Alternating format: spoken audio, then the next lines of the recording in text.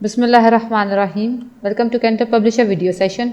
आज हम social studies grade 4 का चैप्टर 2 स्टार्ट करने जा रहे हैं। इस चैप्टर को पढ़ने के लिए आपके पास सोशल स्टडीज़ की आपकी कैम्ब्रिज स्कॉलर सीरीज़ की टेक्स्ट बुक और आपका समर पैक होना चाहिए। आपका समर पैक आपको इस लेसन को प्रैक्टिस करने में मदद देगा और हमारा रिसोर्स पैक हमारे पेरेंट्स, टीचर्स और प्रिंसिपल की गाइडेंस के लिए है। आप हमारा रिसोर्स पैक हमारी कैंटर की वेबसाइट से डाउनलोड कर सकते हैं। हमारा सोशल स्टडीज़ ग्रेड 4 का चैप्टर 2 है द वे वी वर और हमारे आज के एसएलओज हैं interpret timelines of major local and provincial historical events and construct timelines of major local and provincial historical events. हम अपने आज के एसएलओज इन दोनों एसएलओज में सबसे पहले टाइमलाइन, जिसे हम अदवारी खाका भी कहते हैं, टाइमलाइन को बयान करना सीखेंगे और साथ साथ टाइमलाइन बनाना सीखेंगे किस चीज़ का, अपने सूबे में होने वाले और अपने शहरों में होने वाले लोकल और प्रोविंशियल इवेंट्स को हम डिस्कस करेंगे, हिस्टोरिकल इवेंट्स को। Timeline of major provincial events, how to make a timeline. First of all we will discuss this. A historical timeline is a method of highlighting the important historical dates, terms, figures and events in a chronological fashion. सबसे पहले हम लोग ये देखते हैं कि chronological fashion itself क्या term है। Chronological fashion means the arrangement of things following one after another in time. कोई भी इवेंट, कोई भी चीज़ वक्त के साथ जिस तरह से वो पेश आती है या के बाद दीगरे हम उसको एक ऑर्डर में डिस्कस करेंगे। यानी कि अगर परसों कोई वाक़या हुआ, कल कोई वाक़या हुआ और आज कोई वाक़या हुआ, तो जिस तरह से ये वाक़यात पेश आए, जिस टाइमलाइन में, जिस ऑर्डर में ये पेश आए, हम उसी ऑर्डर में उसको पेश करेंगे। अगर एक इवेंट 2010 में हुआ है, एक इवेंट 2015 में हुआ है और एक इवेंट 2012 में हुआ है, तो जब हम इस इवेंट को, और ये तीनों इवेंट फर्ज करें, अगर कोई फ्लड है 2010 में भी आया, 2015 में भी आया, 2012 में भी आया, तो जब हम इसका टाइमलाइन बनाने लगेंगे, अदवारी खाका बनाने लगेंगे, तो हम इसको क्रोनोलॉजिकल फैशन में डिस्कस करेंगे। यानी कि सबसे पहला जो फ्लड आया वो 2010 में आया, उसके बाद जो अगला फ्लड आया वो 2012 में आया और तीसरा फ्लड 2015 में आया। तो ये वो इवेंट्स का टाइमलाइन है कि किस तरह से वो एक वन एंड अदर इवेंट्स जो हुए, हमने उसको डिस्कस किया एक ऑर्डर में। So a historical timeline is a method. Historical timeline या खाकी अदवारा, जो तारीख का खाकी अदवारा है, उससे मुराद कि तारीख में होने वाले अहम डेट्स को, तारीख़ों को, टर्म्स को, फिगर्स को, इवेंट्स को हम एक क्रोनोलॉजिकल फैशन में डिस्कस जब करते हैं। किसी भी वाक़ये को हम उसकी तारीख के मुताबिक, उसकी टर्म के मुताबिक, फिगर या इवेंट के मुताबिक कि ये इवेंट पहले हुआ, ये इवेंट बाद में हुआ, जब हम इस चीज़ को डिस्कस करते हैं और उसको क्रोनोलॉजिकल फैशन में हम लोग उसको डिज़ाइन करते हैं, तो वो क्या कहलाता है? टाइमलाइन कहलाता है, अदवारी खाका कहलाता है। This method of representing historical date makes things easier for the readers. इससे क्या होता है कि जब कोई एक रीडर किसी टॉपिक के बारे में कुछ स्टडी करने लगता है, कोई किसी चीज़ के बारे में कुछ पढ़ने लगता है, तो एक ऑर्डर में जब चीज़ों को पढ़ता है तो उसको बेहतर तरीके से वो समझ आती हैं। जिस तरह कि अगर आप अपनी क्लास 3 में आपने जिस तरह से पढ़ा कि हम लोग क्लास 3 में जब हमने डिस्कस की क्रोनोलॉजिकल ऑर्डर को, किस तरह से वक्त के साथ साथ एक व्हील इवॉल्व हुआ। सबसे पहले वो एक लकड़ी के स्लेड के ऊपर व्हील को इंट्रोड्यूस करवाया गया और उसके बाद होते होते आज हमारे पास मॉडर्न स्ट्रेट व्हील की क्या है। तो जब मैंने व्हील को एक क्रोनोलॉजिकल वे में डिफ़ाइन किया कि किस तरह से व्हील सबसे पहले पत्थर का था और उसके बाद वो किस तरह से अब वो टायर की सूरत में हमारे पास है, तो जो इस इवेंट को डिस्कस करना है वो है क्रोनोलॉजिकल हमारे पास ऑर्डर। और इसका क्या फ़ायदा है कि रीडर्स को या पढ़ने वालों को, समझने वालों को इसको समझने में आसानी होती है। Historical timelines can be very broad और वेरी स्पेसिफिक। यहाँ पे दो टाइप के हिस्टोरिकल टाइमलाइन होते हैं। There are two types.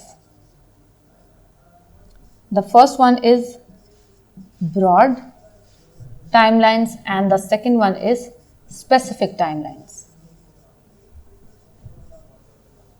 For example, a massive and a broad historical timeline might deal with the whole of human history, marking important dates and eras, while a specific timeline might deal with just a few years. इसका क्या मतलब हुआ कि जब मैं broad timeline discuss करूंगी तो हो सकता है कि मैं 2000 कबल मसीह से लेके 2020 तक, जो आज हमारा ज़माना है, 2000 साल कबल मसीह से लेके आज 2020 सदी तक डिस्कस करूं तो ये एक ब्रॉड मेरे पास टाइमलाइन होगा जहां पे मेरे पास बहुत सारे इवेंट्स आ जाएंगे। इसके दरमियान मैं चाहूँ तो हंड्रेड्स ऑफ इवेंट्स को कवर कर लूँ, जबकि मैं एक स्पेसिफिक टाइमलाइन को जब डिस्कस करूँगी तो उसमें मैं उसको डिकेड्स पे बात कर सकती हूँ कि मैं 2010 से लेकर 2020 के दरमियान होने वाले जितने भी इवेंट्स हैं सिर्फ उनको डिस्कस करूं, या इसी तरह से मैं अगर 1992 से 1993 के दरमियान अगर कोई इवेंट्स हुए हैं तो मैं उनको डिस्कस करूं। स्पेसिफिक टाइमलाइन में हमारे पास शॉर्ट एरा होता है, कुछ साल होते हैं, कुछ टाइम होता है, कुछ इवेंट्स होते हैं जिनको हम डिस्कस करते हैं, जबकि ब्रॉड वे में, ब्रॉड टाइमलाइन में हमारे पास एक बड़ा एरा होता है, एक बड़े एरिया को कवर कर सकते हैं।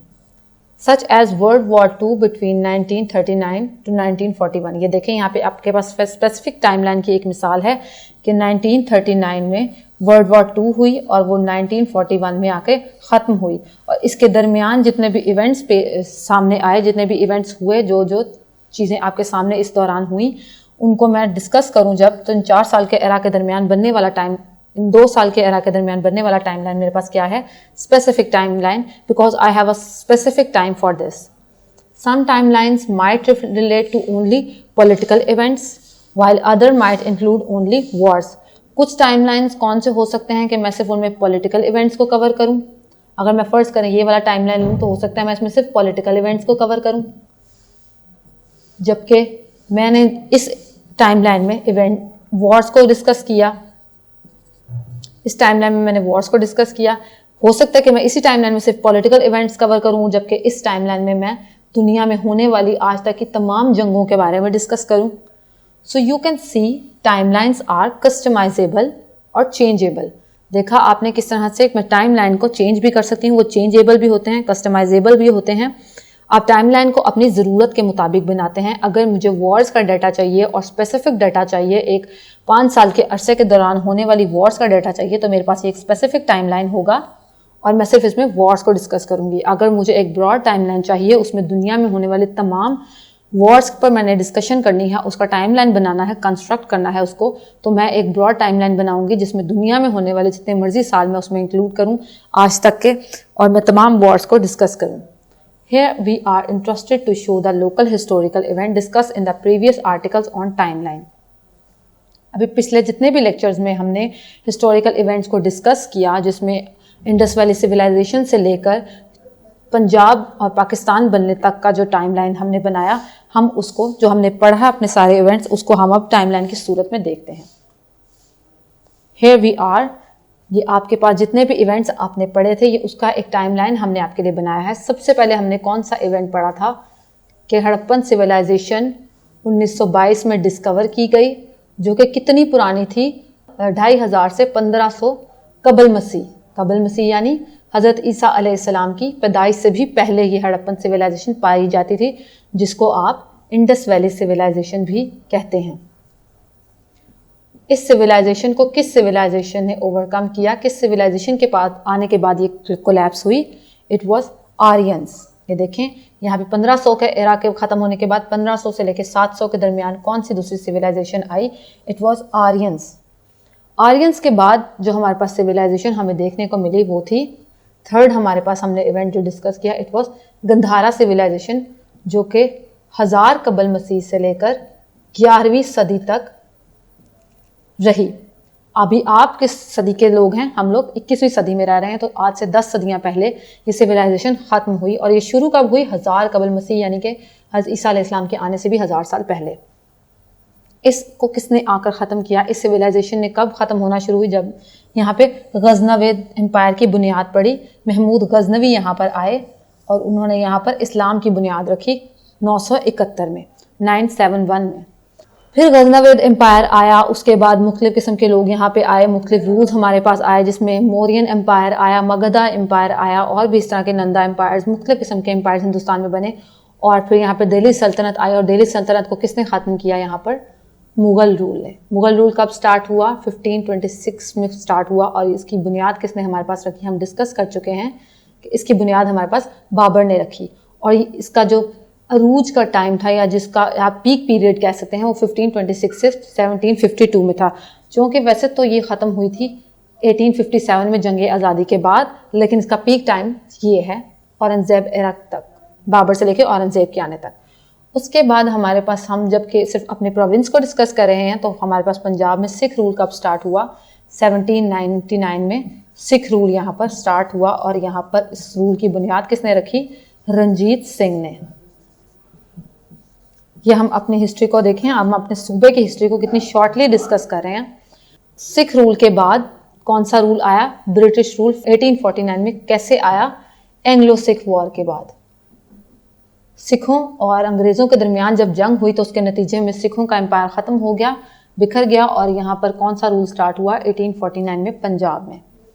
उसके बाद हमारे पास एक और पीरियड आया जिसमें मुसलमान पॉलिटिकली अवेयर हुए और ऑल इंडिया मुस्लिम लीग बनी।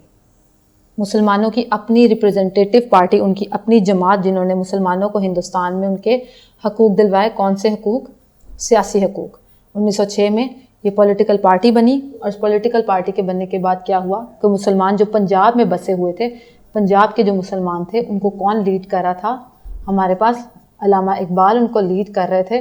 और यहाँ पर भी मुसलमान अवेयर हुए, पॉलिटिकली अवेयर हुए पंजाब के मुसलमान भी। और उसका नतीजा क्या हुआ? 1934 में मुस्लिम लीग दोबारा इकट्ठी हुई, रीयूनियन हुई इसकी, और इसका सेहरा किसके सर जाता है? सर शफ़ी मोहम्मद के सर जाता है। सर शफ़ी मोहम्मद ने दोबारा इसको इकट्ठा किया, और मुस्लिम लीग इस तरह से इकट्ठी और पंजाब में भी एक स्ट्रॉन्ग पावर बन के उभरी। उसके बाद यहाँ पे जो लाहौर से रिलेटेड, पंजाब से रिलेटेड एक इम्पॉर्टेंट इवेंट हमारे पास है, जिसे आप कह सकते हैं कि ये आज़ादी पाकिस्तान का संगे मील है, उसकी बुनियाद है। वो क्या था? लाहौर रेजोल्यूशन, जिसको हम पाकिस्तान रेजोल्यूशन भी कहते हैं, करारदाद पाकिस्तान कहते हैं। वो कहाँ पर पेश आई? लाहौर में। और लाहौर क्या है? पंजाब का कैपिटल है।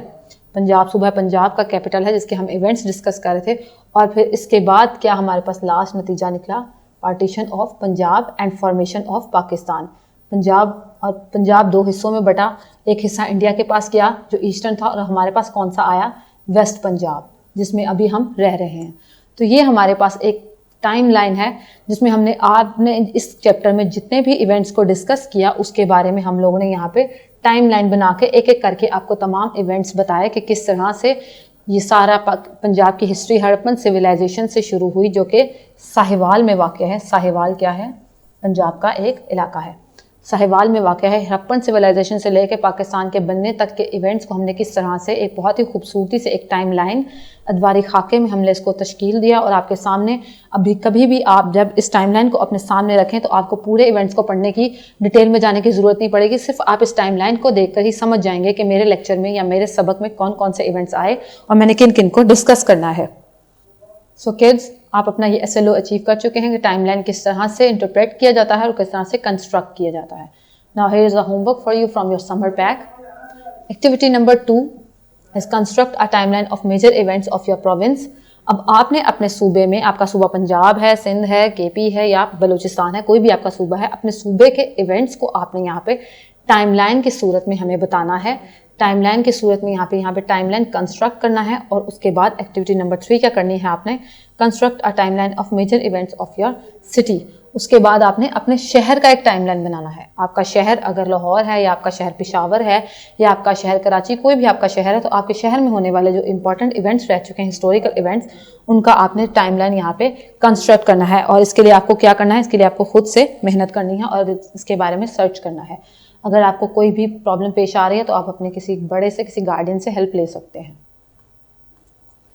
Then another homework is from your summer pack, which is SLO based question. Question number 1 is for you. What is timeline? Timeline से क्या मुराद है ये आपने बताना है. And do you think timeline is an easy way to define different kinds of event from history? क्या आपको लगता है कि टाइमलाइन एक आसान रास्ता है, एक आसान तरीका है तारीख में होने वाले वाक़यात को अच्छे से बयान करने का? If yes, then how? You have to tell how it is possible. Then a homework is from your textbook, which is question number 2. Choose the correct answer and fill in the circle. MCQ number 4 is timeline highlights important historical. Timeline हमें क्या बताता है? Important historical. Is it dates, events, figures or all of them? Identify the right option. And then homework is from your textbook. It's your last homework. Answer the following questions. Question number 3, what is the importance of timeline? Explain. Timeline बनाना या timeline क्यों ज़रूरी है, अदवारी खाके की क्या अहमियत है, इसको आपने डिटेल में डिस्कस करना है और हमें बताना है। तो हमारा ये चैप्टर आज यहाँ पे ख़त्म हुआ। Thank you so much. अल्लाह हाफिज़।